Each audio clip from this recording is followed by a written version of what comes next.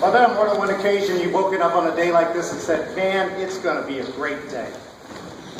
And the day goes on, and somewhere out of nowhere, everything does a 180. And what you didn't see coming happens, and the day no longer is as bright and beautiful as it was when you woke up. I hope that doesn't happen to you too often. But I'm going to bet that it's happened to every single one of us at least once. And of course, we started the shortest season of the church year this morning on an absolutely beautiful day. Got to process outside for the first time in I don't know how long. But the mood of the service always changes as soon as we hit the door of the church. Yeah, we process around singing all glory, love, and honor, but eventually the story changes from triumph to absolute tragedy. And we know that Jesus knew what was coming, but the disciples seemed as clueless as ever.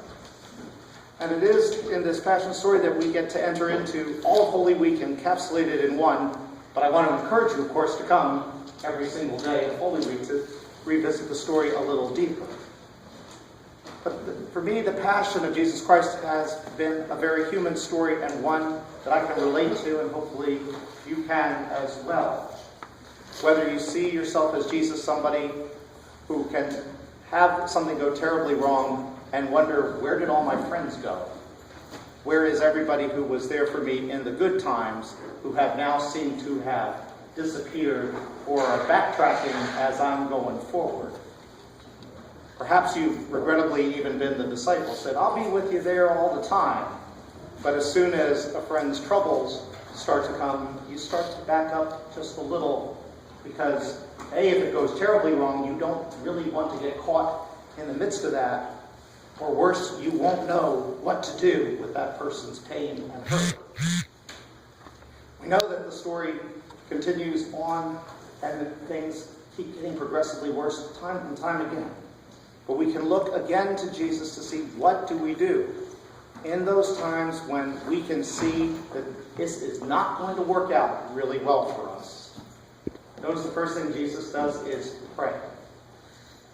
Ask that if there's a way out of this fine mess, God, please do it for me. Help me out of it. But ultimately, your will be done.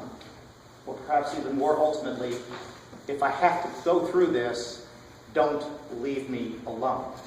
Let me know that you are with me. Let me know that I have not been completely abandoned. Of course, on the cross, I always have thought that Jesus maybe started at Psalm 1 and just worked his way through it. One way to push the pain and the agony and the regret to the side. We know that he only made it to verse 1 of Psalm 22. And of course, everybody else thought he was crying for Elijah. And perhaps there is also that cry of abandonment of saying, really, God, you're not even here right now? Everybody else is gone. You too? But perhaps for me, just much more of a, my God, why have you forsaken me and are so far from my cry? A psalm that is very real, especially in moments like that. But perhaps the thing about getting through Psalm 22, which we know Jesus didn't, is that as we go through the Psalms, as we go through the Passion, we know what comes after Psalm 22. It's Psalm 23. That the Lord is my shepherd. I have not actually been abandoned. There is that rod and staff pressing me forward. There is, in fact, still good news, and I have not been completely abandoned. So during this week, I would invite you to, again, sign up, come, be a part of the story. Find where you are in your relationship with Christ. Where are you in your relationship with others? Do you identify more with the disciples, or do you identify more with Jesus himself? In the long run, we know that the disciples got a second chance to befriend Jesus and go out and proclaim the good news. We know that for Jesus, there was great resurrection, and he continues to live today, not only by himself with the Lord, but in our hearts as well. We know that, in fact, we never really are truly alone. We know that even when it seems like nobody cares, the fact is a lot of people really do care. Some of just have not been equipped to know what to do.